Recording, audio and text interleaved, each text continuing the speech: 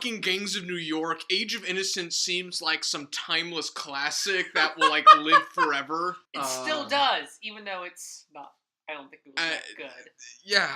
Well, I watched The Age of Innocence first and already liked it. Yeah, well, I watched The Age of Innocence first, too. This is just my perspective of it going on. Yeah, well, I needed no such perspective. Anyway, well, we're going to have a lot to chew on here. Oh, boy. Welcome back to the Hack Fraud Show, everybody. Same room, probably for the last time. Perhaps. Ever, because nuclear annihilation. And you go off. Do we have to say nuclear annihilation every time on the podcast? Yeah, why? That tends to come up a lot. I mean, I realize it's something really? that's weighing on all our minds. Yeah, but, yeah. Oh, okay. Well, sorry. you know, that's how it goes. Anyway, first off, I just want to apologize that the uploading schedule has been so erratic lately. But I mean, in theory, we should be on our game here, considering that we have all the time in the world. But alas, this is where we are. I've been sick, and it just took us a long time to get the recording of that last episode together. So it didn't come out until the day after New Year's, when the holidays were pretty much officially over. Yeah. And you could hear us on that episode being like, "Oh, happy holidays," all that stuff. Anyway, we're here again talking about two more films by the great Martin Scorsese. These are not two that often show up in the pantheon as far as his filmography is concerned. And there's a reason why. Well, Gangs of New York comes out as like, oh, modern Scorsese, no, sometimes. And like, Age of Innocence, you just don't hear about. You just don't hear about that, oddly. No. I mean, Gangs of New York, I think there's a reason it's not in the pantheon. Age of Innocence, well, I think there's a lot to like there, but we'll get into that soon. Yeah, I suppose. Yes, and it's also actually quite fitting that both of these movies star Daniel Day-Lewis, because his final, quote-unquote, final performance in Paul Thomas Anderson's Phantom Thread is out now. I have not seen that movie yet. I'm sure I will soon. We get to see two wildly different modes of Daniel Day-Lewis. Oh yes, which is very interesting. Mm-hmm. And I have to wonder what it was like working with him on Gangs of New York. Well, I'm going to start this off. I think Daniel Day-Lewis, used improperly, can be disastrous. Oh boy. I liked him in this movie, but well, we're gonna get into it. We'll get to this. Yes. Oh boy. Anyway, I don't have nearly as much to talk about this week, but I'll ask the question anyway. What have we been watching? Well, I watched Bringing Out the Dead. Yes. What'd you think of that? Now this is Scorsese. This is Scorsese. Yeah. Okay, now, like, the look, like, you described it as kind of, like, mid-2000s, and in terms, like, in daylight, it kind of seems like that. But the ambulance scenes in this movie are fucking incredible. Yeah. There is nothing else that quite looks like this. Just, like, the harsh lights, like, they're constantly speeding up the film, they're messing around with time and space in a really interesting way. There's this really fascinating dream sequence where he's helping people out of, like, cobblestones and so forth. Yeah. And that looks really interesting, so I think visually... I forgot all about that. I think visually, I think it's right up there with some of the Scorsese greats. It's interesting. That movie was shot by, I think, Robert Richardson, who would go on to do Quentin Tarantino's last few movies. And Scorsese's worked with a bunch of different cinematographers, obviously, but I think kind of the one he often worked with in this period was Michael Ballhaus. Yeah, Michael Ballhaus, which is that's who shot Age of Innocence. And did he shoot Gangs of New York? I think he did shoot Gangs of New York. Okay, but this is like both like a completely different style, yet it still has all of Scorsese's fingerprints all over it. Lots of like tracking shots, some kind of oneers, a lot of like renegade editing, because like he's practically worked with the same editor pretty much since forever. Yeah. This movie has a lot of the exuberance that he's known for, and just jumping from shot to shot, not worrying about matching any of that stuff. And it's full of all the Catholic guilt that I love to see from Mr. Scorsese. Yeah. I love God, Ving Rhames is every bit as incredible as you can imagine. Ving Rhames is so good in this movie. It's ridiculous. The sweet talking of the operator to, like, we go to the Goff house and he starts a mass prayer. He is incredible. Yeah. Nicolas Cage in the movie is It's kind of strange because, like, you tell me, like, oh, it's a Martin Scorsese movie, and Nicolas Cage, and of course some of my friends go, oh, Meme Lord, okay. And, like, honestly, like, this is, like, a lot of, like, his more wild performances are in here, yet there's also some scenes, there's often a quiet, subdued nature about them, where he just kind of has crazy eyes and looking out the window and so forth. Well, he plays the exhaustion of it really pretty well. Like, you feel like you're watching a man who just wants to sleep for days. And, like, they give him, like, the makeup team gives him these giant bags under his eyes, and he looks like he's genuinely sick. Yeah. Which is great. And, like, so there's also, like, I forget, John Goodman's in this movie. Oh, yeah. And he's incredible. He's not in it for that much, but every scene he's in, he steals. Yeah, I know. He's doing great stuff. And then, one part I forgot to mention was that guy who plays that drug dealer who gets, like, impaled on the fence. Yeah. He's great. Oh, well, yeah, that's a fascinating subplot of what... All the, like, supporting players who fill out this thing, there's actually 2 veterans or future cast members of The Wire on the show. Interesting. Or in the movie. And, yeah, all the supporting players really do great work in this. Yeah, I think I kind of describe this movie as, like, hypercharged Taxi Driver. Yeah. Where it's, like, it is, like, end times, New York is hell, like, like, crack, whores, etc., all that sort of, like, Catholic looking at New York in the 70s sort of thing. But in the early 90s, and with all the effects you can find, and so forth. And that's just fascinating. I think this is, at least visually, the tentpole of, like, Scorsese looking at a certain era of New York. That being said, like, I do agree that, like, the, like, kind of sort of love interest, kind of sort of, that doesn't work as well as it should. Though, like, the point where, like, her father, her, like, comatose, like, vegetable father starts talking to Nicolas Cage through narration. Fascinating. I love that. I do like that. I love that, but, like, other than that, she's just not...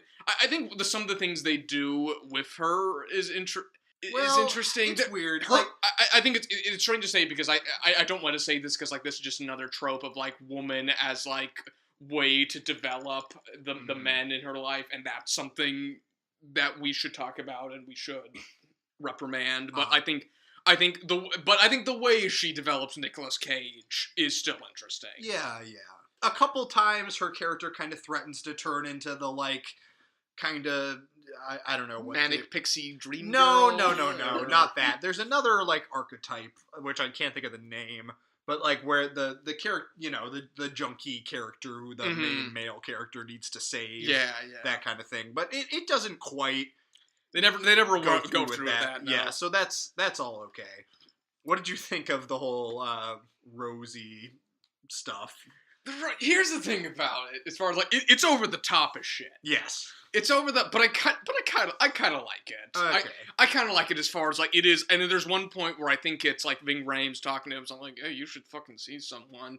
And, like, the fact that, like, he keeps seeing this person is, like, this is a sickness. This is, I think there was a point in the repetition of it and how it is just this one fucking person who just will not leave him. I mean, I guess. And that drives him crazy. I just, like, the whole thing of it is that, like, they hit it so hard, and then they never quite justify why it's her, of all people. Like, if they had done something to be like, hey, why this one person, like, I would have been okay. I think that one person is representative as a whole. It's like, that's, like, that is the, like, manifestation of, I can save everyone, but I don't. Right. And, like, that, like, genuine, like, moral, philosophical crisis that causes. And I think that's really interesting. It's done with, like, a sledgehammer to a face. Like, there's literally a tracking shot where, like, all the females in the frame turn around and it's all Rosie. Yeah. And, like, that's pretty silly. Right. But I think as a manifestation of, like, just extreme Catholic guilt, as Scorsese is wanting to do, I do like it. Okay. So yeah, I really love this movie. Yeah, no, I think it's a great underappreciated gem from his filmography. Yeah. I think I might like it a little bit more than After Hours. Hours. I think. Oh, interesting. I think just the sheer filmmaking exuberance of it is just really fascinating and really wonderful to watch. That's interesting. Though you can argue that like After Hours is a more coherent and more perfect film. I would say that it is, and also I think that After Hours, all the production design and all this stuff. Not to say Bringing Out the Dead like doesn't have that. I just like the sort of borderline cartoony exuberance and loopiness of After Hours a little bit more. No, I understand that. But those are both great movies. But yeah, so Bringing Out the Dead, go see it. Yeah. I'm surprised this isn't on more people's radar. Want to know a fun fact? What? He made this movie right before, this was the last movie he made before Gangs of New York. So, that's interesting to say the least. Well then. Looking at these two in context. We'll get to that. All right. Anything else? No. Okay. Garrett? No. Okay. Tyler? Yes. I've got a few things here. Ooh. I finally got around to watching Bong Joon-ho's Okja, the hit of the summer. I just caught up to it. Yeah. You know, John. Yeah. I just want to take you back a little bit. Yeah. Because when this movie came out, like, there was a lot of good buzz around it. Oh yeah, it was. People really liked it. There was like a genuine Netflix got Bong Joon-ho and like they can make like critical darlings now. And even like people who like don't like a lot of like movies that much, like we're watching it and we're like, yeah, this is pretty good. Yeah. I'm like, okay. And it just took me forever to get around to it. But like you had like my description of it in the back of your head. I did not like this movie. I really, really did not like this movie. Okay. Oh my gosh, it's so odd. Mm. Like, what was the way you described it? I described it as like a children's movie. Yeah. But no, actually, it's an R-rated script, but it's been handed to someone as a children's movie, and they're producing it and directing it like it's a children's movie. But you have fucking scenes of an animal raping another animal. Oh my god! In like a dark. It's the plot of a kids movie. Yes. It's like they started with the bones of a kids movie and were like, yeah, but we're just gonna make it R for some reason. They're gonna say fuck. They're gonna say fuck, and there's gonna be a fucking scene in there where they force two super pigs to mate, and it's shot like a rape scene, and oh my god, that is so not. It is one of the most wildly misjudged things I've seen in a long time. Oh, another one of the most wildly misjudged things. Jake Gyllenhaal's performance in this movie. Oh Awful. my god, horrible. Like, he destroys all the goodwill I had for him with this performance. Like, he comes in and he's playing like some kind of like, I don't know, mashup between like Bill Nye and the Crocodile Hunter. Yeah. And also like just turned up to 20. And also like a pedophile. Oh my god, I don't even know. This performance makes no sense on any sense at all. Entertainment or thematic level. Yeah, no, it's just so bizarre, and I don't know what he's doing. Tilda Swinton, like, I love her. She is not doing good stuff either. When there's a thing that, like, they almost treat as a plot twist in this movie, where it turns out she has a twin sister. Yes. Who's also played by Tilda Swinton. Right, who comes in and they call each other Twinny. Which, when that happened, I was like, oh my god, how much of this movie is left? Yeah. Like, it's just not good. Like, seriously, like, only in the frippery does it become, like, weird and different. Like, it is the most, like, cookie-cutter kids movie story you could possibly imagine. But the twist is that, like, they insert this, like, corporate antagonist who treats these animals with, I assume, at least semi-accurate to real life slaughterhouse techniques, also like, the way they're there's played a point in this movie where they just go into a slaughterhouse, and it just looks like a fucking slaughterhouse. But it's also, like, played and shot, like, so over the top. Oh, yeah. Kind of like, oh, well, I don't know what this is. There's, like, extensive Holocaust imagery at a certain point. There is! And, like, here's the thing about, like, you say, like, it's so cookie-cutter. I think, like, some of the decisions in this are just so strange and so much judged. Well, no, the basic... when I say cookie-cutter, I mean, like, the basic story beats. It's like, kid has magical friend gets taken away, kid chases after magical friend, corporate antagonist trying to prevent her from getting the magical friend back, like all that stuff. They get the magical friend back, right? And and then they do the way this movie is resolved too is just so strange, the dumbest thing. So strange. It's just like, oh yeah, she'll just buy her with this golden pig that she got at the beginning. I don't know, man. Look, I will say this, like, the just strangeness of it, I think, makes it watchable. I think just, for a while. I think there's a certain point where, like, I'm watching this going, like, oh my god, like, who wrote it? Who greenlit it? Like, what was Bong Joon-ho thinking? What was he thinking? What was the philosophy behind it? Like, oh, that's an interesting thing. That's an interesting point about, like, corporate culture. Like, wait, what are they doing? I don't know. Yeah. Coming off of Snowpiercer, I mean, which is like a perfect masterpiece. Yes, but I guess the thematic territory of this movie kind of fits with that. And he seems to have this, like, running environmental thing because the host has kind of an environmental message too. And so does Snowpiercer to a certain extent. Right, exactly. But yeah, I don't know. Going off of Snowpiercer, it's so weird that this is the movie he chose to make next. Yeah, but Bong Joon-ho is going to be Bong Joon-ho. So. I would, like, fucking run to see a making of, like, behind the scenes of, like, okay, who came up with this idea? Who put it to fruition? What corporate culture is there at Netflix that, like, greenlights this shit? Yeah, Is it like a normal studio? Is it like a TV station? Like, what is, like, this structure that allowed this to persist? Yeah, I would be intrigued to know that. And I would, like, rush out to see that. Yeah, but I'm never going to watch this movie again. I think it's fascinating for its strangeness. Perhaps. I don't know. Oof.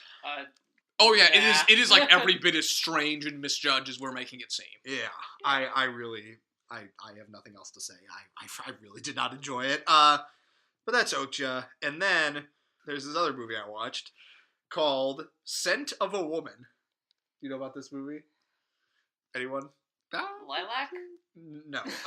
This movie was made in the early 90s, I think 1992. Okay. Al Pacino plays an aging blind man who, this college student, gets a job to, like, take care of him over Thanksgiving break while his family is gone.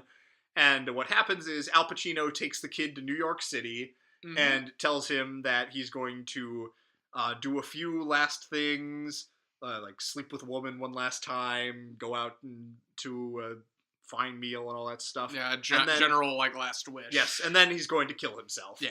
This movie's not great. It is pretty entertaining. And Al Pacino... man, the classic narrative with Al Pacino is that he just gets more and more over the top as he gets older. And that's certainly true of him in this movie. His recurring catchphrase in this movie famously is, hoo-ah! Said pretty much exactly like that. And, yeah, it's all a bit... The choices he makes are strange. And I don't know. I think... This movie is, like, about on the level of a Dead Poets Society. But here's the thing. People elevate Dead Poets Society, I think, because of, like, the Robin Williams performance. Yeah, and also, like, how old you were when you saw it. And also, the script for that movie is, like, kind of clever, and Robin Williams actually does a really good job in that movie, and the classroom scenes with him are pretty good. This movie, is, like, operating on that. And the running, like, B-plot of this movie is that this kid and his friend, played by Philip Seymour Hoffman, in a very interesting early performance from him. They saw their, like, other people they know setting up a prank on, like, the headmaster, and then the headmaster, like, knows they saw it and tries to get them to tell him who did it. And so the kid is all worrying about whether Philip Seymour Hoffman is going to crack or is going to like rat them out, and like this is the whole thing. I don't know. It's a really stupid subplot and makes this movie way longer than it needs to be. This movie's like 2.5 hours long. It's preposterous how long this movie is, but there are good moments in it and some nice like little moments of poignancy. On the whole, it's not a movie that's essential by any means. Okay, but it was directed by a guy named Martin Brest, who had just a very peculiar career. He's known for such movies as Beverly Hills Cop and Midnight Run. Then he made this movie, and then his career pretty much ended when he made Ben Affleck and Jennifer Lopez in Geely. So, yeah. It'll be interesting to see if he ever does anything else. Interesting. I don't think he's going to come back. Probably not. But I hope he's doing well. Well, naturally. Anyway, so that's that. And then, just today, I watched a movie that came out in America just this year, but it was a European film, even though it is in English and stars Kristen Stewart. Mm-hmm. That would be Olivier Assayas's Personal Shopper. Ooh. Very strange movie. Okay. It's very, very, very odd. What the deal with this movie is, like, Kristen Stewart is, like, I think an American, but living in Europe. She works as a personal shopper for a, like, well-known celebrity. Mm-hmm. And, she's also, a medium, like a psychic medium, and her twin brother recently died, and she's trying to, like, communicate with him beyond the grave. Yeah, and a lot of the movie is centered around that. And then what happens is the movie doesn't have a super straightforward plot, but what kind of ends up happening is that she starts receiving mysterious text messages from some unknown entity that might be from beyond the grave, perhaps. It's a very, very strange movie. This sounds like 3 different movie pitches, like, slammed into a single narrative. It kind of is. Yeah, just a very, it's an odd movie, and yeah, it is kind of 3, like, different things all smashed together. It's like each of these things sound like the kind of hook to, like, some, like, personal drama. Like, this could almost be, like, the 4th 3 Colors movie, like, in some regards, like, but then it's also, like, this weird ghost story, and it is, like, it edges into, like, horror movie territory a couple times. It's very odd, and actually kind of unsettling, and there are good sequences in it. Ultimately, I didn't like it that much. I thought it was kind of boring, but which is strange for a movie like this. Yeah, I don't know. It's kind of, like, subdued, and, like, I don't know. It's never, like, fun, like, yeah. It doesn't get, like, bananas, but Kristen Stewart is very good, and, you know, it's easy to make jokes about, like, the Twilight movies, but, you know, no one could make that material work. No, like, that's the dead zone. Yeah, and, you know, I think she and Robert Pattinson both have shown themselves to be really interesting performers, and if she continues to do stuff like this, mazel tov, because she gives a very empathetic and restrained and interesting performance. Well, she's had some pretty interesting, like, career choices, like, since those Twilight films. Yeah. But I think she's worked with this director before, so what else has he made? He made that movie called Clouds of the Soul Maria. Okay. Which actually sounds really a lot of people wrote home about that, and actually sounds just like the subject matter is more compelling. I think I might get more out of that.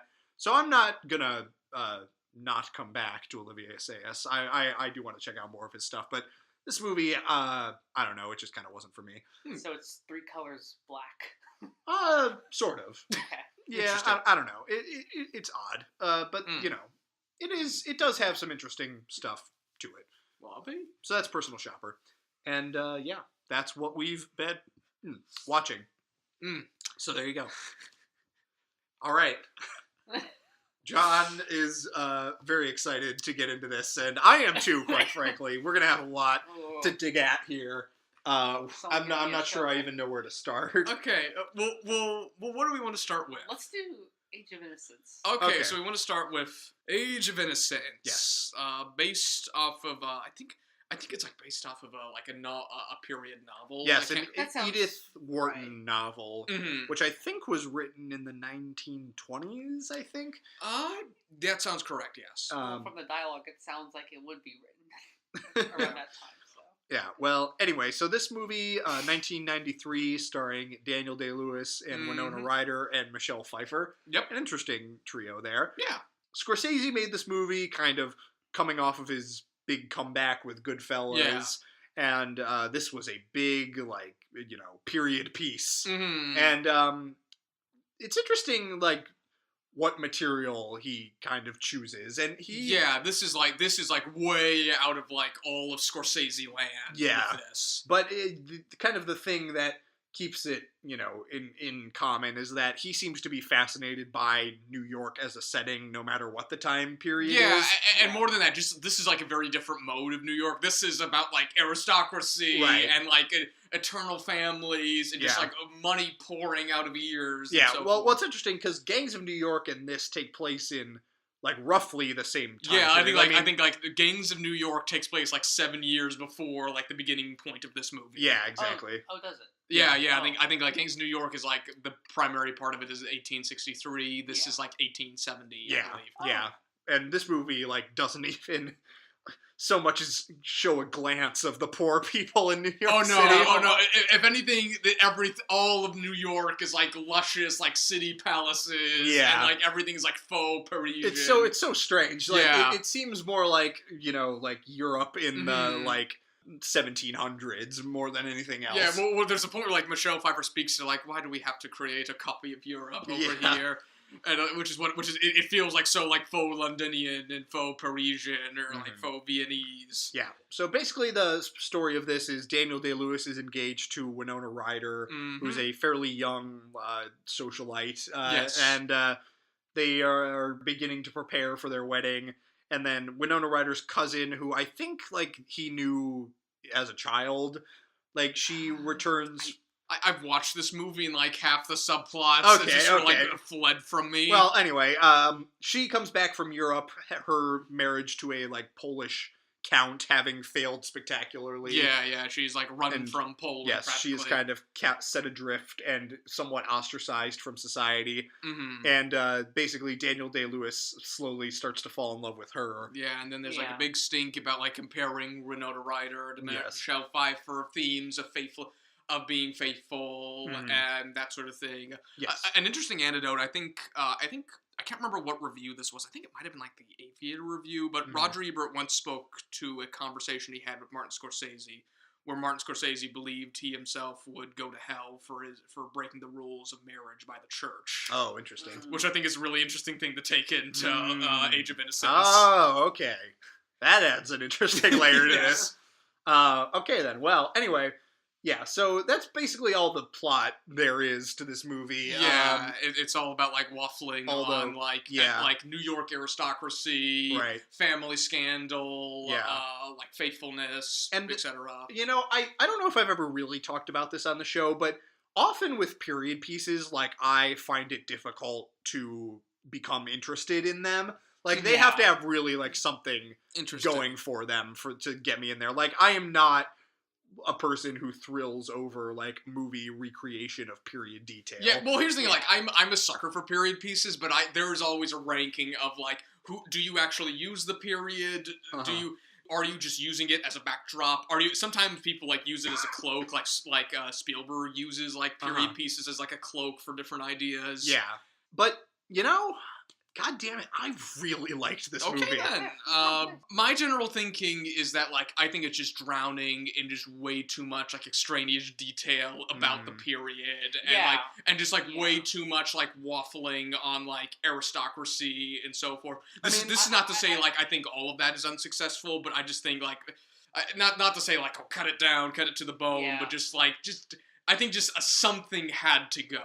I think just something had to be. I think it just had to be kind of like streamlined a bit. Yeah, I felt like I knew way too much more than I actually wanted to know. Yeah, because like which I feel like is also at the fault of this narration, which like sounds like it's like sort of from oh, this is obviously from.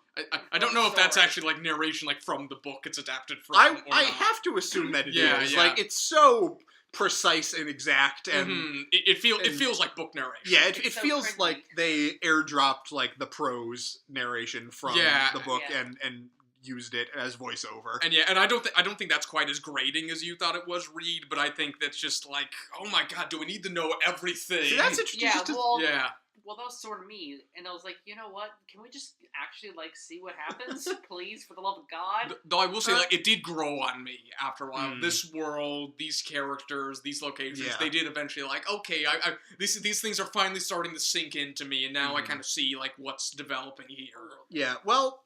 Here's my thing. Like, you would think that would annoy me, given what I've just said about, like, my usual reaction to period pieces. but I was really into it. Like, Okay. I really liked the narration and all that, and like, I appreciated them using that. It's almost kind of like what the Muppet Christmas Carol does with like using kind of Gonzo as this Charles Dickens to narrate the story. So I did kind of appreciate that, and also.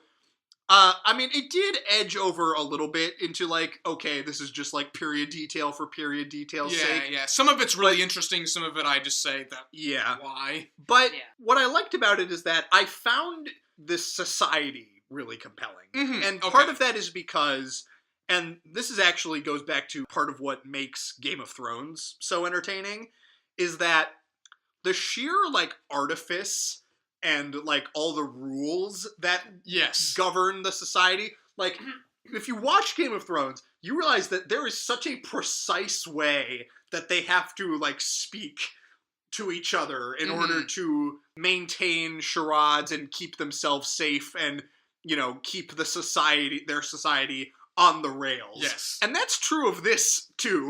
Certainly. This movie is, like, all about, like, aristocratic thimbles that everyone has to walk on, and how, like, everything's precise, and how, like, you have some, like, ancient nude in your living room. What a scandal. But like, I can't believe he had the audacity to hang that out there. Exactly. Yes. I do appreciate that. Oh, that's hilarious. And, like, what makes that all great is that, like, if you removed all this artifice and all these veneers, like, these people would, like, their ids would just devour each other alive. Oh, yeah, they are. And some of them, like, their, like, eyes are always darting out at people's skulls. Like, they're, like Daniel Day-Lewis. Like, Daniel Day-Lewis is, like, raging with lust in this movie. Oh, yeah, and, like, it seems to be, like, always boiling anytime he talks to, like, wafy, like, old aristocrats with giant mutton chops and so forth. Yeah, so that element of it, I think, that is what makes it so compelling to me. Like, just the knowing that, like, and, you know, the title of this movie is The Age of Innocence, and obviously what makes that ironic is the raging passions all bubbling underneath the surface of the story. Though it's also a reference to Winona Ryder. Well, and yes. that sort of stuff. Yeah, so that element of it, I think, gets me into the world of it, and I do like the characters in this. I think Daniel Day-Lewis, like, his kind of conflict with himself is really compelling, and God, I just love Winona Ryder so much. I mean, she's great. This is like and Michelle Pfeiffer's great too. Michelle Pfeiffer is so good in this movie. Like, Winona Ryder, though, I think, like, this is a role that would so often, under another filmmaker, would be kind of a thankless role, I think. But Scorsese just, like, gives her, like, so much to work with in terms of just being, like, just someone very human. Yeah, just someone who's very human, someone who's just, you know, never really had to worry about anything, and like she brings like something to the nothingness of this character. And there's sort of like, this is not like movie where like the only reason he wants to stay with his wife is out of like old tradition of cheating and so forth. There's a genuine like Winona Ryder is someone who has a lot of charm. Yeah. And is someone like you genuinely want to be around, even though like there's lots of like tension there. Yeah. And also like, you know, I think part of it is that like she is so innocent that it's hard for him to have like a meaningful relationship with her. Oh yeah, that's part of like what drives his romance, his pursuit of romance with Michelle Pfeiffer. Yeah. And God, she and Daniel Day-Lewis, I think they have incredible chemistry. Michelle Pfeiffer and Daniel Day-Lewis. Whenever they're on screen together, like, you can feel the fire burning. Yeah. Well, Michelle Pfeiffer in general is just. Yeah. I think this is one of like Michelle Pfeiffer's greatest roles. I think like the character of the Countess as someone who has escaped nobility and is just constantly chafing with aristocratic society here in New York, and is constantly the point of scandal and a pariah, yet is also just so fascinating and enrapturing.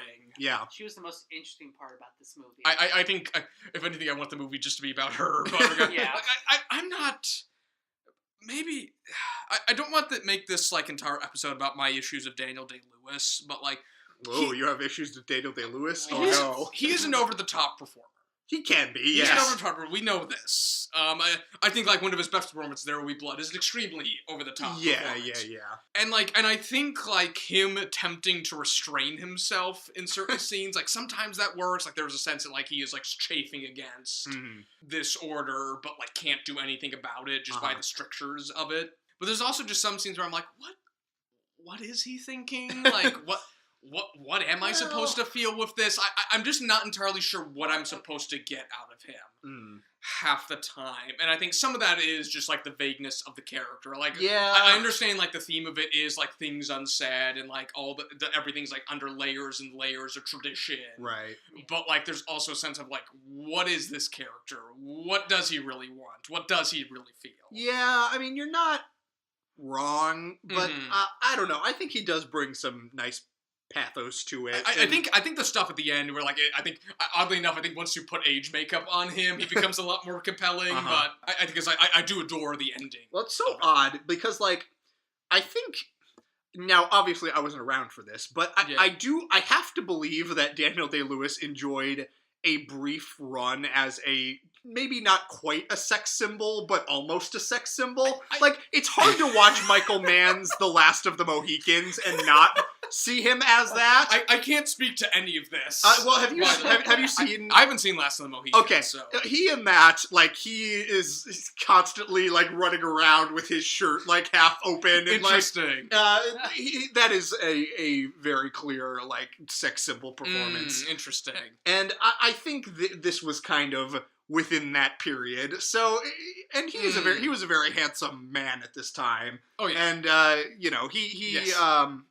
I'm not denying his handsomeness. It's interesting that he did a role like this because this is so it's so subdued compared to what he would do in his later years. This is a strange movie for everyone involved. That is true. This is a strange movie for Scorsese. It's a strange movie for Michelle Pfeiffer. Yeah. It is like a strange thing for everyone, and I think that can work. Yeah. That could work. I just think it's like drowning just far too much in like its own rules, in its own world, in its own world building. I just think at a certain point where I just hear like the endless narration just full of detail after detail, and I'm just like, oh God, get to the point. Like, what am I supposed to feel about this world other than like it exists and like it in some ways it's bad, but in some ways it's really pretty and like kind of something we admire. I don't know. I just liked it for. I liked the world that it built. For it is a fully formed world. Yeah, I will not deny that. For the like visceral pleasures of it, and for the sense of the artifice, like I talked about. Like I think it's fascinating to look at how American society crafted itself this way at a certain point in time, and like how like. We claim we are the nation without an aristocracy, yet we so clearly have one. Right, yeah.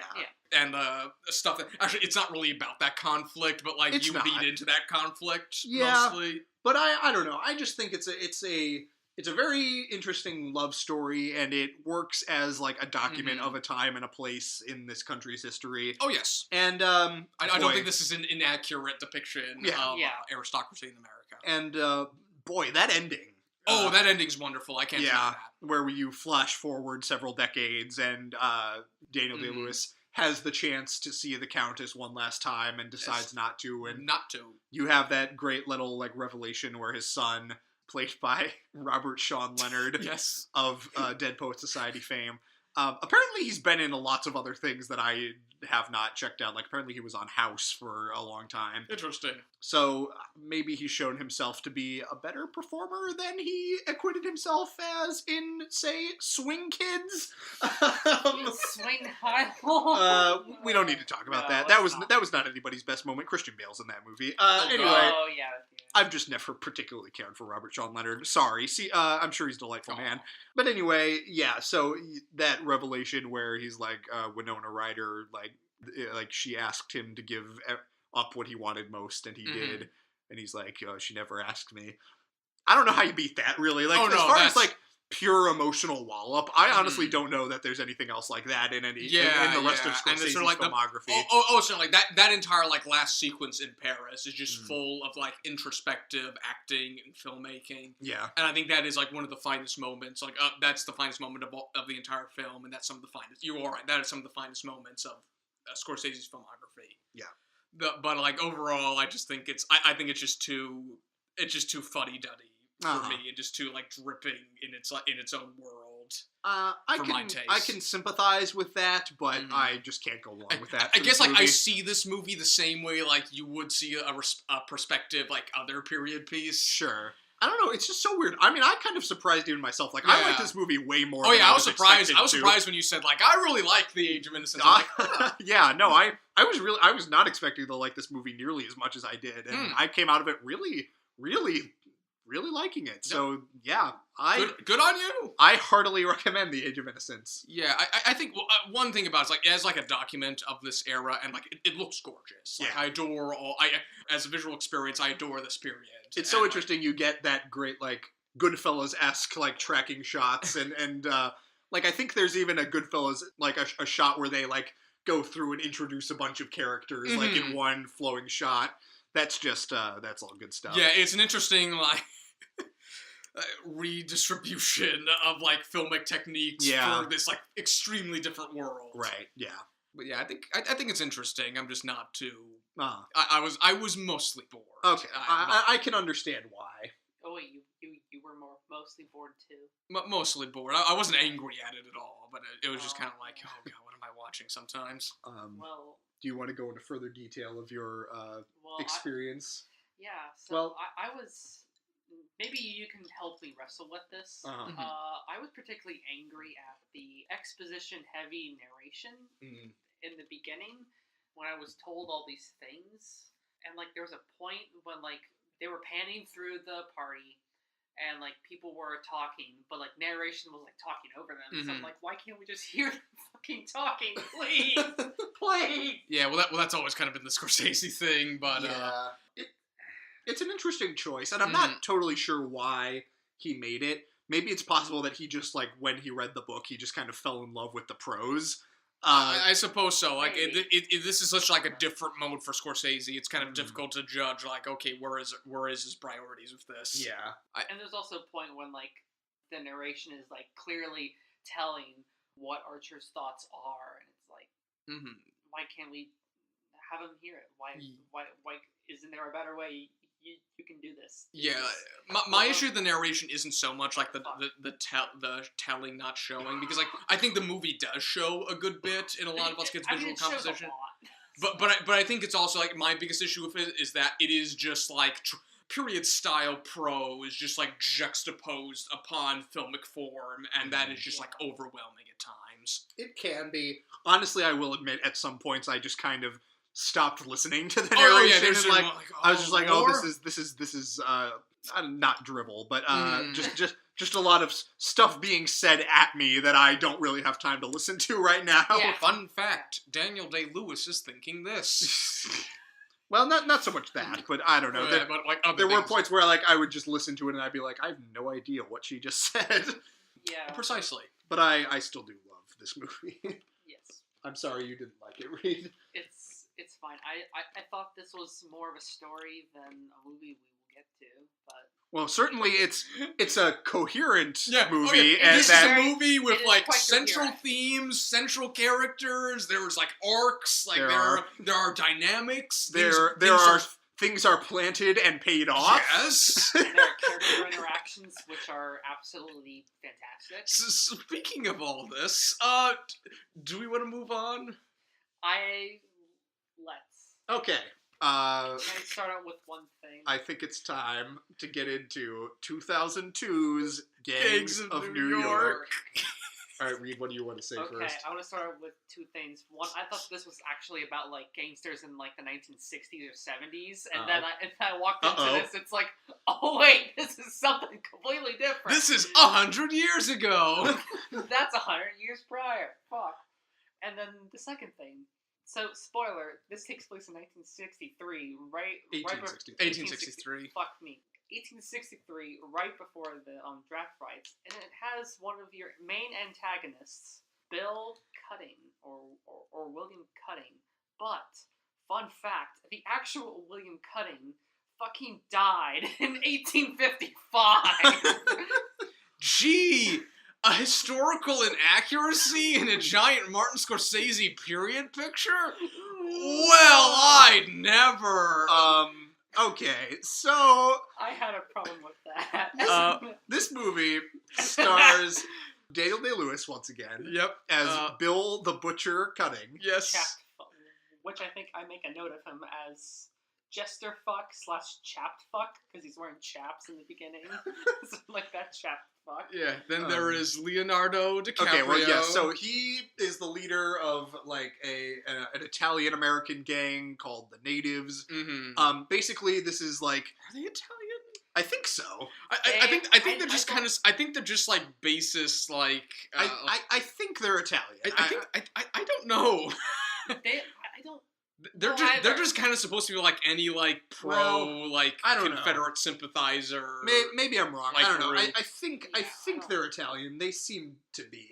I don't know. Yeah. It's all odd. And then anyway, Leonardo DiCaprio is the son of an Irish immigrant. Yep. Who was killed at the hands of Bill the Butcher many years ago, as we see. A priest played by Liam Neeson. Oh yes. Waste of Liam Neeson. Sorry.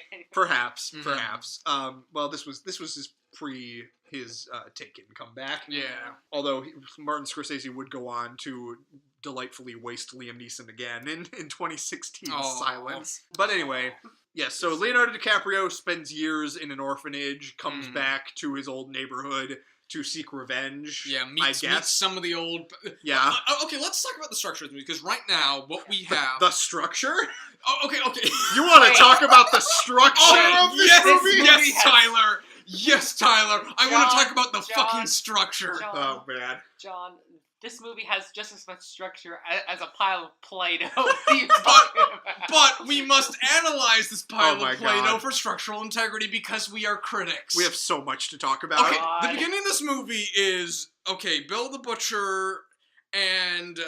Can I just say, the opening of this movie is insane! Oh my god! There's this entire cave full of people sharpening weapons, and is this like the 1300s? Like, what the fuck am I watching? Right. And you were not sure what time period it's supposed to be. Liam Neeson pulls out a cross that is entirely made out of iron, and they're carrying literal dead rabbits on a pike behind him. Yeah. Well, apparently the dead rabbits were a real gang of this time. Yeah, but just in the context of they're walking through caves, it feels like, are these dwarves? What the fuck am I looking and at? then suddenly they walk out into a western town. I'm what the fuck is going on? Oh my god. And then Daniel Day-Lewis shows up. I believe his first line is something like, "Is this the Pope's new army with something?" Oh my! That is his accent. That's literally what he sounds like. Yes. You're not exaggerating. No. Anyway, basically, they are gathering for a giant battle of gangs for control of this neighborhood of New York City. Yes. The 5 points. It proceeds to descend into this ludicrous battle sequence. Is it set to electronic music? I think so. It's set to, strikingly modern music. Yeah. Yeah. There are at least 2 shots where, young Leo, the kid, pops into frame like a fucking cartoon character. And good lord, the violence of it, they're fighting on snow, and, there's so much blood in the snow. Pink. And you're just what am I watching? Who is who? And, I will say there's just, such a whiplash of, Daniel Day-Lewis steps in the frame, and he's wearing a comic top hat and this giant mustache. And he begins talking. I'm like, what cartoon did you just materialize out of?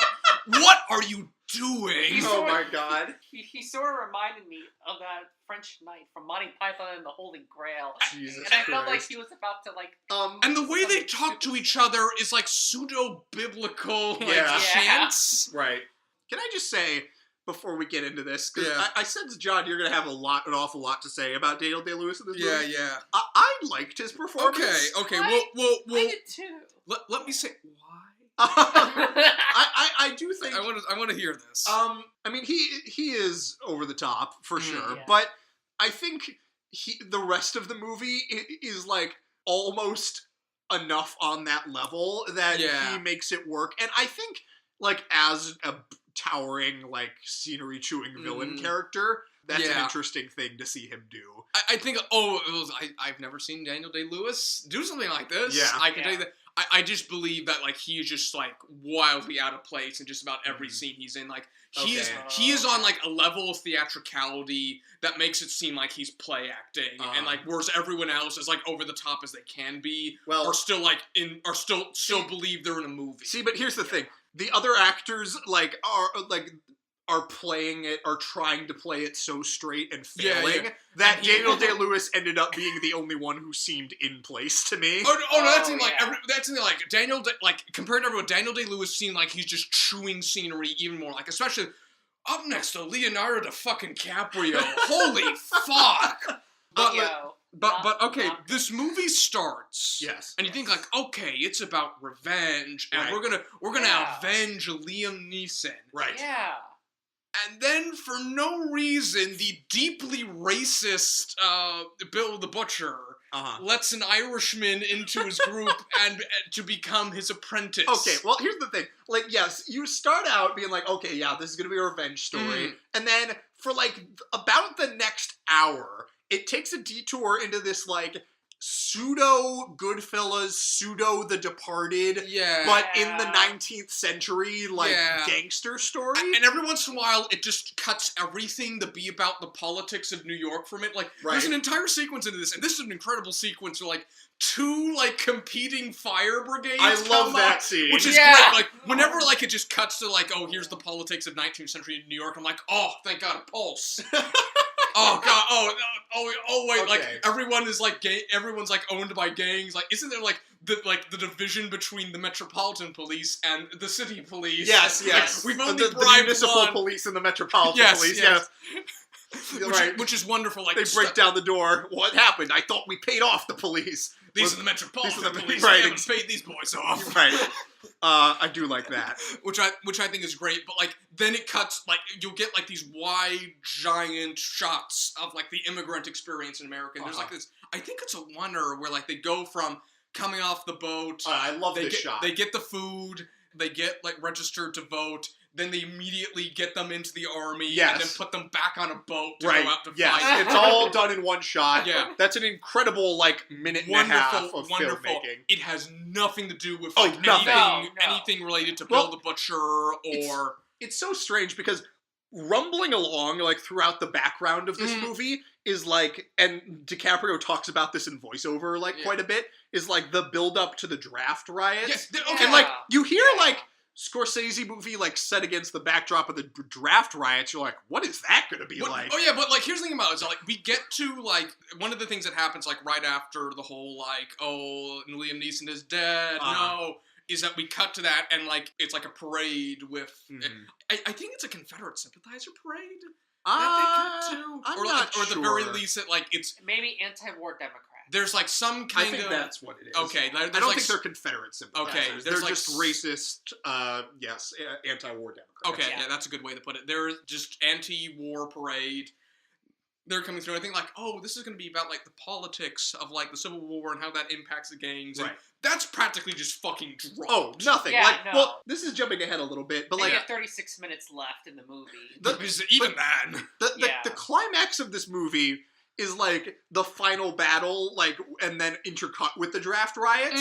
And I'll be honest, like, I was almost laughing at how disconnected those two things are. They have nothing to do with each other at all. It is so strange. Like, watch like depictions of like violence against black people. Which has really happened. That's like when the draft riots happens. Yeah. That's who they went after. Like these real, it's like, this is who the mobs are going after. Right. But the mobs are also who we're supposed to be rooting for, I think, through like Odessa stairs like sequences where like the army shoots into them, And, like, then, like, cutting back between the mob is just incomprehensible, and you were just like, what am I watching? And then, like, on top of that, you have, like, naval strikes going on. The naval strikes are the first point where those two things feel like they are connected in any single way. I don't understand. And that's like 10 minutes like into this giant sequence. But the way they're connected is that the Navy like fires cannons into the city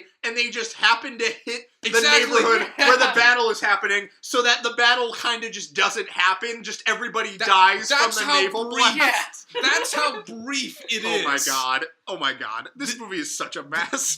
This movie's a train wreck. And God, it's entertaining. Well, I will say, like, throughout the first, like, hour and 20 minutes or so, like, right up until you get to the, like, anniversary celebration where Daniel Day-Lewis, like, does the knife throwing thing, there are, like, flashes of brilliance scattered throughout that. Sure. There are really good seeds that I admire. Oh, yeah. I did appreciate kind of the way it all played out as, like, this 19th century Goodfellas, where DiCaprio's talking about, like, the workings of the gang and, like, Bill sending them out to do stuff. There's a certain point, it's like, oh, is this just going to be, like, this grandiose, like, depiction of, like, all the factions of New York and how that interacts with Tammany Hall and, and the police and the fire brigades and, like, oh, this could be, oh, wait. Yeah. Well, okay. But then here's the other big problem with this movie. Like we say, the big driving plot thrust of this movie is that Leonardo DiCaprio comes back to the old neighborhood to get revenge, to rebuild his father's gang. He wants to kill Bill the Butcher. But that doesn't happen for, like, an hour. Well, that's the problem, is that he spends the next hour, like, getting in with Bill the Butcher. And the natives. Yes, and, like, building his rep and everything, and getting in with the gang, and then he saves Bill from an assassination attempt. And, like, there's a scene of him being like, oh my god, what did I do that for? Yeah. Like, what am I doing? And then he, like, reaffirms his resolve to, like, kill him. And then the rest of the movie, from that point on, he's just like, yep, I'm on my mission, I'm going for revenge, I'm building my army. Like, the whole, like, last hour or so of this movie is, like, him Avatar, basically. It's like him building up, like, an army of gangs and Irishmen to take on his enemy. It becomes a point where it becomes 19th century Untouchables. Yes! They're like building an army and they go, okay, we're gonna take down the natives. Yeah. And like these like evil mobs. Oh my god. And those two things just like don't connect at all. Like it's like they skipped the character beat of Leonardo DiCaprio like deciding to reaffirm his like commitment to this. Yeah, I will say this, like, I think, like, this, like, we talked about, like, how Scorsese kind of just, like, will break a lot of editing rules. This is just that taken to just utter extremes and to just most disastrous. Yeah. Well, something my roommate pointed out, because, you know, we're talking about this movie a little bit. Okay. We've talked before about how when directors get a huge budget, they can kind of go off the rails. Yeah. This movie was hugely expensive. And like they shot it in Rome. They like built all the sets. Like it was financed by the Weinsteins. Like this was a huge project. It had a budget of $100 million. It had a budget of $100 million. What the fuck? And you know, like, I have to assume, I'm pretty sure that was the biggest budget Scorsese had ever worked with. I can only imagine. Not even Scorsese, I guess, is immune to like the big budget, like disaster potential. This motherfucker started putting not officially started, but like his big break was putting Robert De Niro in a taxi, right? And then you come to this, like, which is like giant, like. The thing it kind of reminds me most of on, like, terms of scale is, like, Howl's Moving Castle, almost. I mean, you're not wrong. Okay, the movie he made right before this was Bringing Out the Dead. Yeah. That movie cost $32 million. That is, like, jumping from making, I don't know, fucking, like, Rushmore to making Titanic.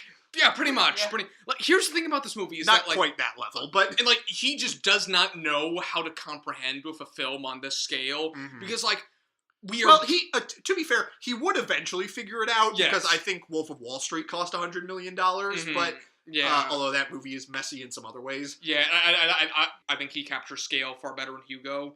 But there's we are given New York in this movie. Right. Yeah. Giant city, and it tries to present it as such. Yeah. But it just feels like a bunch of Wild West towns concurrently happening, and sometimes you'll cut to a scene there's a certain point where they're getting the draft getting going, and they got the big wheel, and they cut outside it, and it looks like Disney Main Street USA. It is so strange. There is no coherence to any part of the city. It all just looks like a bunch of different isolated towns. It feels more like Denver, Colorado than it does. To be fair, that may be just what New York was at this time. I haven't done too much research into historical cities. But kind of. I think the real giant mess of a city at this point was actually Washington D.C., which was still swampy, and they hadn't built a lot of it yet. Yeah.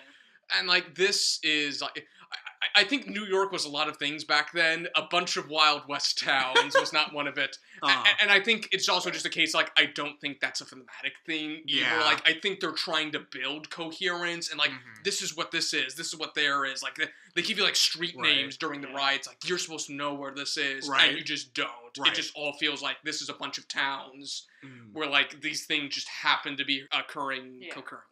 I think just what this feels like is Scorsese had a bunch of stuff he wanted to do with this movie, and he tried to cram it all in, and it just did not. Yeah, well, I saw I briefly looked at a little interview with him and Daniel Day-Lewis by Charlie Rose of all people, but that's beside the point. He said I heard about the story of them fighting for the church and how they banded all the Irish together and so forth, and how you had I think they were the Know Nothings the Know Nothings and them coming together and trying to tear down the church and the great strife between them and the Roman Catholics in the city. And it's just not about that, to be brutally honest. It just it just isn't. Whatever he attempted on that is just an utter failure. All right, I'm sorry, Reed. Do you want to read some of your litany of notes there? Yeah. Okay. Yes. Boy, where do we start? Start where we need to. Okay, so I feel one thing that we didn't really talk about is where this. I think I put down 36 minutes from the end, and George Lucas seems intertwined in this movie. Politics, very disturbing. See? Yeah, well, there's mainly because they seem to fold in the whole Tammany Hall. Tammany Hall is a huge thing in this movie, yet it oddly means nothing. Yeah. Yeah. And that is just such a to have this amount of screen time dedicated to him, and sometimes he's just Tweed's just there, right? Yeah, he's just there and just saying what are you doing? And sometimes he's Bill, what are you doing? What are you doing? Why are you killing these people, Bill? He's an elected official, and that's also the scene in the most hammy way. Daniel Day-Lewis is eating steak. I feel around that point when Bill kills the elected sheriff, that's sort of the point. You know what, Boss Tweed, you're worthless in this movie, and this scene proves it. Yeah, that scene is just so baffling, just in its construction, where you just have a bunch of people looking on, just standing still as Daniel Day-Lewis beats the shit out of a man. It's very strange. Yeah, and what's next? Oh yeah, there was one point when Cameron Diaz's character. We haven't even touched on her yet. Oh my god! To a point, I was like, okay, female pickpocketer. Okay, that's all well and good. And then there's this weird dance, and then I'm like, God damn it! You have just wasted Cameron Diaz. Every time Cameron Diaz is on screen, I'm just like, what is this character? It's very strange. She seems to wildly change in every scene she's in. Oh yes, she does seem quite inconsistent. I mean, I say the first hour or so of this movie, I think is it's better than what comes later. Oh, yeah, well, like, there's actual, like, oh, we might get some, like, setup for, right. like... Sure. But whenever Cameron Diaz comes into it, you're like, what's going on? Why is she here? What is she doing? Like, it's... Like, if that character had been, you know, a character, maybe that could have been something. If she actually, like, oh, this is the same person from scene to scene. That, honestly, like, this is, like, for all its, like, weird trappings and Daniel Day-Lewis and everything, this might be, like, one of the most conventional movies Scorsese's ever made. Like, it follows pretty strict, like, beat for beat, like, the traditional story beats you would have in a movie like this. It turns into Untouchables, but in the 19th century. Yeah. And Untouchables is a very conventional film. It's very... Yeah, it is, like, the no man's land of Scorsese. Yeah, it is striking, like, just how, like, I think, like, once, like, DiCaprio, like, gets, like, knocked out and they take him down into the tunnel and everything, like, from there, the movie very quickly descends into, like, an incoherent mishmash. Oh, yeah. And that's unfortunate. Mm-hmm. But, you know, there are good scenes. I love that scene where Daniel Day-Lewis is, like, draped in the American flag. Yeah, just, like, talking to Leonardo DiCaprio. I love, like, when it just, like, cuts everything to talk about the politics of New York for a bit. Uh-huh. Like, I love the, like, these are the Metropolitan Police. We didn't pay them off. Right. Yeah. I love that stuff. Yeah, and that sequence where, like, he comes back to the neighborhood and his old friend is telling him, like, all about all the gangs and how the dynamics and all that stuff. Oh, yeah, maybe we're finally going to get some... By the way, side note, you know who that actor is? Ooh. No. That is Henry Thomas, a.k.a. Elliot from E.T. Good for him. Man, he's terrible in this. he was completely wasted. Man. Which is another note that I did, is that, like, just, like, first 70 or 80 minutes, there are too many characters. Yeah. There are too many fucking characters, and I think there was a point when it was, like, 40 or 50 minutes in, I'm like, I don't know who any of you are! This entire movie is like the narration alone from Age of Innocence, just like, what am I looking at? Like, what does all this mean? Like, where am I? Who are you? Oh, it's Cameron Diaz. Wait, is it? Oh, man. I'm pretty sure Scorsese didn't sit back in his, like, big chair and say, hey, maybe if I take the worst parts of Age of Innocence and make it its own movie, it'll be a huge I can only imagine, like, the final cut of this was, like, the George Lucas moment of what have I done? I will say... This movie should... I'm feeling this, like, the, like, cut before... Like, I feel like this is, like, a much longer movie, and, like, the original cut might have been, like, you might be right about that. Oh, I'm sure this movie existed in, like, 4-hour form at some point. Oh, I'm certain. It had to have. There's so much material in this movie. And so many, like, threads that just get dropped. Mm-hmm. Yeah. Like, so many things, like I said, that just fly out the window, never to be addressed again.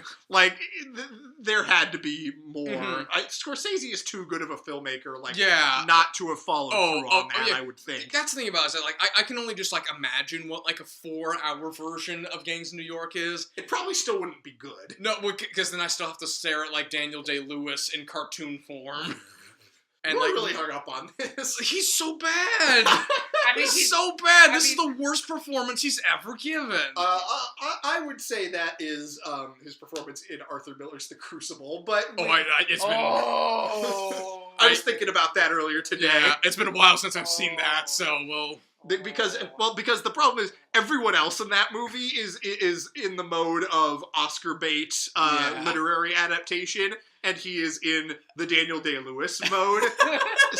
So that's a bit of a problem. His, like, grandiose shouting in There Will Be Blood works because the rest of the movie is on that level. Yeah, and like it's like, oh, he is being, like, so theatrical, and he, like, and that theatricality is scary, and he's unpredictable and so forth. Whereas in this, he's why would anyone follow him?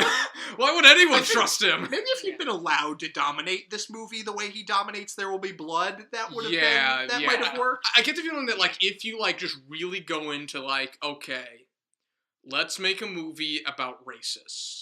Sure. Let's make a movie about, like, the grimy underside of the Union war effort. Okay. Let's really focus in on, like, the point on, well, like, if this movie had actually been about the draft riots, that could have been super interesting. Yeah, but then, like, But then, like, Leonardo DiCaprio and, like, Cameron Diaz and, like, the entirety of like, the Dead Rabbit stuff just has no connection with the Draft Night. Nothing and at just all. like, and that, I think all of that could be, in theory, cut in for a different movie. Yeah. There's at least, like, 2 separate movies here. Oh yeah, it is, and I'm just baffled that it exists in the form that it does by, like, a filmmaker like this. Yeah. What else do you have there, Reed? Okay.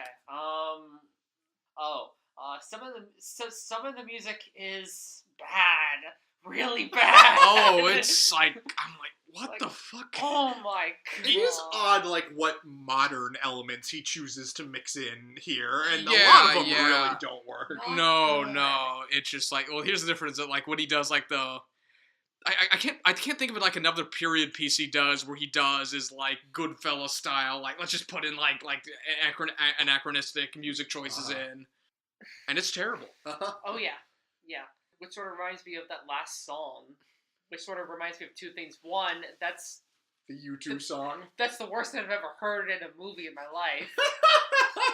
And then 2, it's such an assault on your eardrums. Okay, that not ending. as much as ear rape fire. Oh, During the fire scene, there's ear rape fire. There's the ending of this movie is the worst. Like you It's have horrible. you have New York CGI transforming into modern day, Yeah. and it's awful. You're like, was this movie actually about New York all along? Who Was knows? this movie about Bill the Butcher? Is it about man. anything?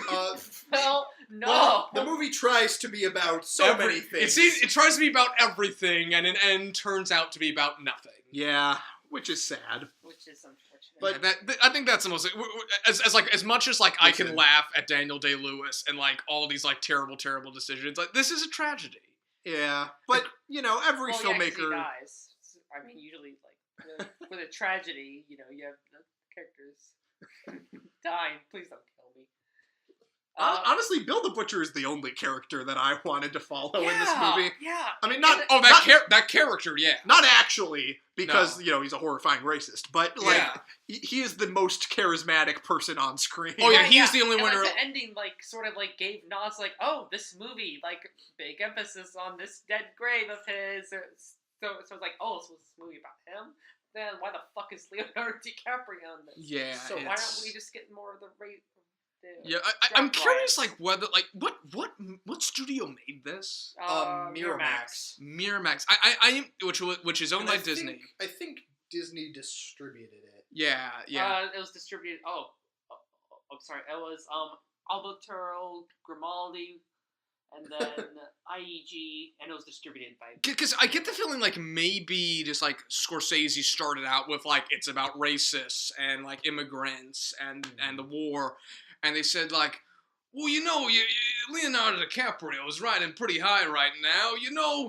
I think a good love subplot would do the movie some good. Like, I have no way to confirm that, but like the way they're treated, it feels like that. I will say that kind of sounds like it was all like improv. Yeah. I mean, I will say also this movie has 3 credited screenwriters. Yeah. And these are not screenwriters who would have worked together. Like, you got Jay Cox, who is a frequent collaborator with Scorsese, co-wrote Age of Innocence, co-wrote Silence. Yeah. And then you have Steven Zaillian, the writer of Schindler's List. So, Whoa. and you also have Kenneth Lonergan, who wrote Margaret and Manchester by the Sea. So these are like 3 like towering screenwriters. I love sushi ice cream. who can all like.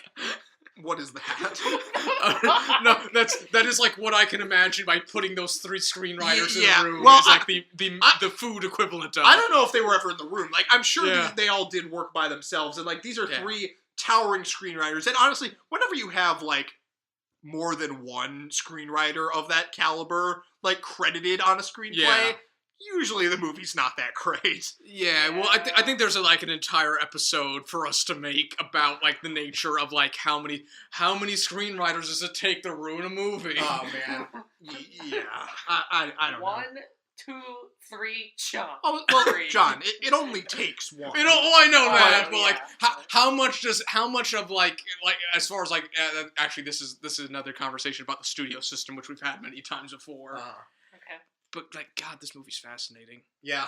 This is fascinating, but it's fascinatingly awful. Oh, it's awful. Yeah. Listen, it is by far the worst Scorsese movie. Every director has at least one of these, and this is Scorsese's. But, he's... Every filmmaker with, an extensive filmography like Scorsese has one of these. Yeah. I mean, Wes Anderson had his, Spielberg's had his, Scorsese's got this. Yeah. They've all, Coppola's had probably too many to count at this point. But, it is what it is. Yeah. And, Scorsese's still doing good work, and we should... be glad we still have him for the time being, knock on wood. I'm looking forward to The Irishman. Oh yeah, I'm looking forward to maybe that will actually be what this movie tried to be about. It is coming out on Netflix, but yeah. Well, now the Meyerowitz stories did prove that good movies can come out on Netflix, and it is Scorsese, and I assume he's being given carte blanche. So, but it was Bong Joon-ho, and Okja was the result. That is true, but I don't think Martin Scorsese is going. Martin Scorsese has never been bonkers in that way, and I don't think he's going to go in that direction again. Yeah. And also, he's got a lot of interesting stuff in the pipeline. Yeah, he's got he's allegedly going to make an adaptation of The Devil in the White City by Eric Larson. Ooh. So he's going to make it's about a serial killer in the Chicago World Fair. I'm all for I'm all for fucking Scorsese's White City. Wasn't there a Teddy Roosevelt biopic in there somewhere? Yes, there what is. The fuck? He's also working on something about the beginning of the FBI. He's got all kinds of interesting stuff on the platter. God only knows what, if any, of it is actually going to get made. But I just pray he finds some immortality juice. Yeah, because I want to see all of those. Yeah. So there you go. These movies were interesting, if nothing else. And Gangs in New York is a learning experience. Yeah, how a great director can go wrong. Yeah. I'm glad we were able to concoct a situation in which we were all forced to watch it. Mm-hmm. Oh yeah. Well, I kind of expected this, but I also I love these episodes where we just tear into a bad movie. So what do we want to... Just look at your notes. Just look at those There's notes. So many. Good grief. Well, I mean, they also don't really amount to anything, because at least a couple of them are just my thoughts. Well, you can't populate a list with only nitpicks. That's true. I mean, you can, but it's not going to be good. It's not going to be good. I mean, but a lot of these are incredibly mediocre notes, such as so the priest's son is Leonardo DiCaprio. All right. So there are a lot of these. Good grief. We didn't even talk about how inconsistent the Irish accents are in this movie. Leonardo cannot do that. Listen, Leonardo DiCaprio can't do an accent in general. DiCaprio's redeemed himself many times over, yes. so we don't need to lambast him too much. No. Anyway, what do we want to do next time? I have a plan, which is a Fritz Lang episode starring Metropolis and Ministry of Fear. Oh, that could be interesting. Yeah. Sounds silent. Metropolis is long. Yeah, that's the problem. We did just do Gangs of New York, so I don't know what kind of excuse we have. There's also a bunch of different cuts of Metropolis. Mm. So I'd be curious which one. It would be curious considering how we watch these movies, which one we are able to find. Yeah, there's one on Netflix. I'm pretty sure. Oh, interesting. I'll probably end up watching that one. Yeah. And Ministry of Fear, I'd love to do. We've been circling that for a long time. Yeah, but I'm noted as being a great admirer of Fritz Lang and the entirety of German Expressionism, and I would love to go back and do a German Expressionist episode if possible. Because you still haven't seen M, have you? No. And you need to. It's great. Okay. And what's that other one? The Testament of Dr. Mabuse. Yeah. I think wasn't that made right before he fled from the Nazis? I think so.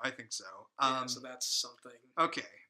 Yes, Ministry of Fear. The film tells the story of a man just released from a mental asylum who finds himself caught up in an international spy ring and pursued by foreign agents. This sounds like a better 39 Steps, so yes. I'm super down for this. Okay. And I guess I'm finally gonna watch Metropolis. Yeah. It's I think this is the first straight drama silent film we've seen, because I think the only silent films we've seen are Chaplin. Yeah, I think you're right. Yeah. Maybe we'll fix this with a Buster Keaton episode. We should do that. I need to see some Buster Keaton movies.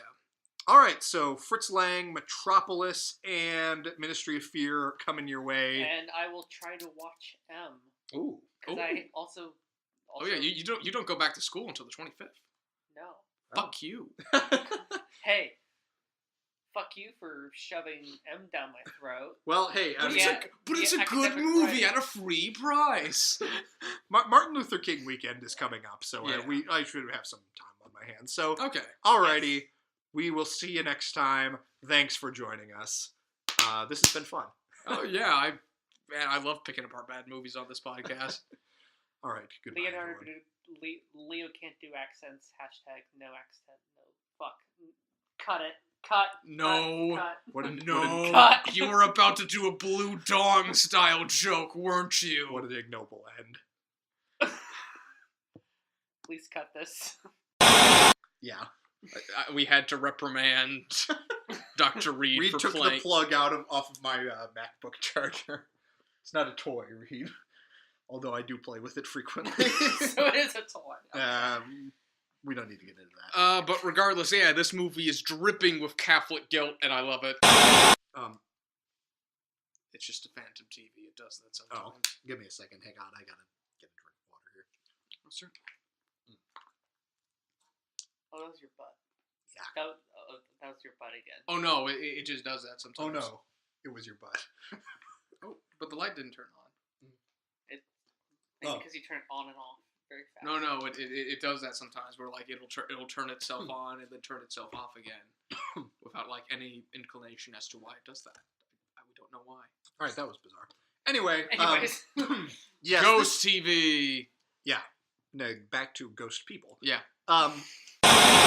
Are they all memes? Please tell me they aren't all memes. No, they're not all memes. Okay, thank God. Although I did write down Amsterdam isn't a fucking name, and True. It's not even Dutch. Hey, Poland wasn't a country in the time of Age of Innocence, but I'll let that slide. Well, I think they're referring to, like, historical Poland, so... I guess there was Polish nobility, but it was, like, split between, like, 3 different countries. Poland didn't exist. Well, but no. Regardless, I don't care. Keep going. Move on from that.